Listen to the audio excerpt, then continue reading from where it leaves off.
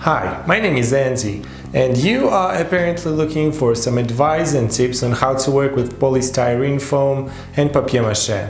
So without further ado, let's dive into it. Working with these materials gets very messy. I know, you will do your very best not to make a mess, but trust me, you will. Especially if you decide to sand a little bit here, a little bit here, and the next thing you know, you're all covered in the plastic dust. So choose your working area wisely. There are different types of foam. The one I used for the T-Rex was EPS, or polystyrene foam with larger beans. That's what I had at that time, and it worked for me just perfectly. If you are not going for some super fine details, if you want to finish your sculpture with papier-mache, or maybe you want some rough texture, then it will work for you too. Otherwise, I would suggest getting something of a higher density.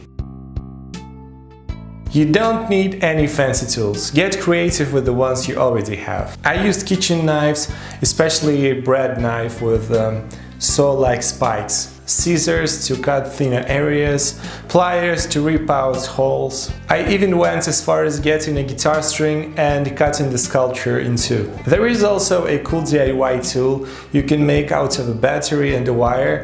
But T-Rex was supposed to be a larger piece, so I didn't really want to play with that. However, I will definitely try it out next time. What else? You can use a heat gun or a more powerful hair dryer to shape your sculpture and to create rougher textures by melting the foam. Nails, toothpicks, skewers, threads to hold pieces together while you're gluing them. You can use brushes to apply glue. And, surprise, surprise, your hands. I used a sanding block. It was very convenient. You can easily shape your sculpture. Plus, I wasn't quite sure what was the best way to make the eyes and the teeth. Sanding was the answer. Just keep in mind that it gets pretty messy and the dust will cover your eyes, your ears, and go into your nose. Just wear a mask or something. As I've said, I used a guitar string to cut the sculpture in half. It was very naive of me to think that those two pieces will go back together and align perfectly. Unfortunately, it doesn't work this way. All those little beads scatter all over the place, and I had to squeeze those pieces as hard as I could, tie it with a thread, and fill the gap with paper and glue. So keep that in mind. Initially, I wanted to use wheat paste like I had done before with some street art, but I didn't want mold to ruin my sculpture in the long run. I guess they add salt to prevent from molding, but I just decided to go with white universal glue. It is pretty inexpensive. The first 1-liter bucket I got was around $2.50, and the second one was even cheaper, something around $1.50. Also, you can thinner your glue. I guess the right proportion is 1:1. I just use common sense when adding water, just don't water it down. Universal glue plus paper dries pretty fast. A hair dryer will be very helpful here too. Glue between sheets of foam, however, takes a bit more time. I left mine overnight and it still had wet spots here and there, so consider leaving it for maybe 2 days to dry completely. Use toothpicks to reinforce the sculpture and to fix smaller pieces to the main base, like I did here with the teeth, eyeballs and the spikes.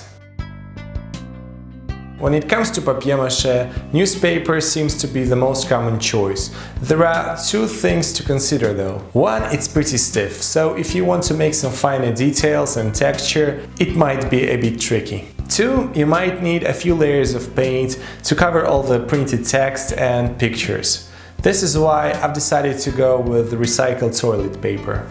It's pretty cheap, quickly absorbs glue, allows you to create finer textures, and finally when it dries you will have a unicolored piece like you've already applied a primer. So you don't need to apply a lot of paint, and that's when using a wash will improve your art piece significantly.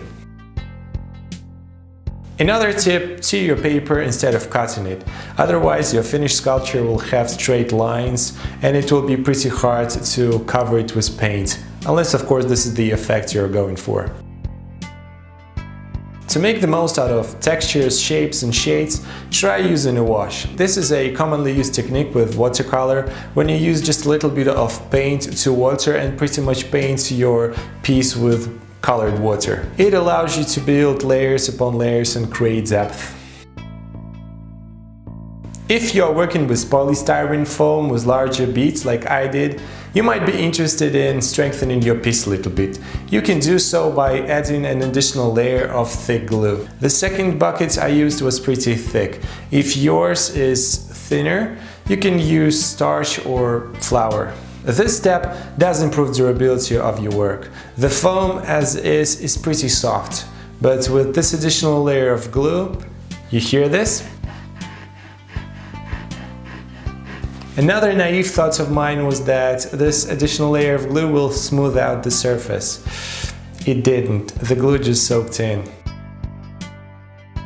Whatever your project is, chances are you want some symmetry in your sculpture, and you can achieve that in a couple of ways. If you're going for precision, it would be wise of you to use tools like a ruler, a pen, and measure distances from point A to point B to point C and compare it on both sides. Another approach is to draw a mesh over your sketch and your sculpture, and then slowly but steadily going for your symmetry. What I would like to point out, however, is that in real life things are not always as symmetric as we might think. Take for instance a face. Mine is pretty asymmetric. I tried photoshopping it and make both sides look the same. Holy shit, it looks weird. So there's that. Another thing is, if you are a painter or an illustrator and you work in 2 dimensions, you heavily rely on your eye.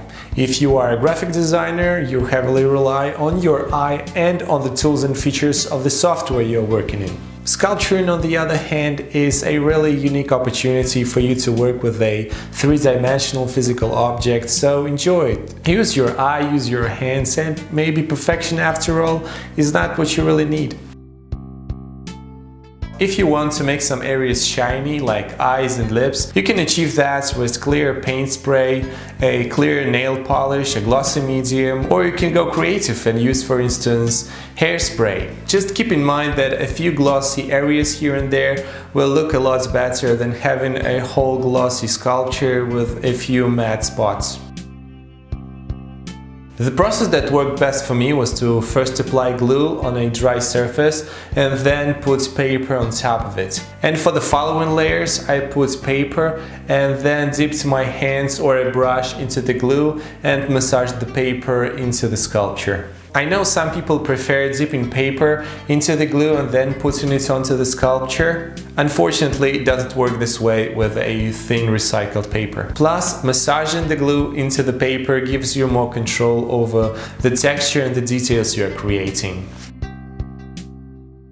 And the last but not least, stop watching tutorials and tricks on how to work with styrene foam and papier-mache and go do it yourself. Trust me, you already know everything you need to start your project. The rest will come as you go. You will learn much more by actually doing it, and you will quickly figure out the best way that works for you. So, good luck with your project, and may the gods of styrene foam and papier-mache be with you. I'm out.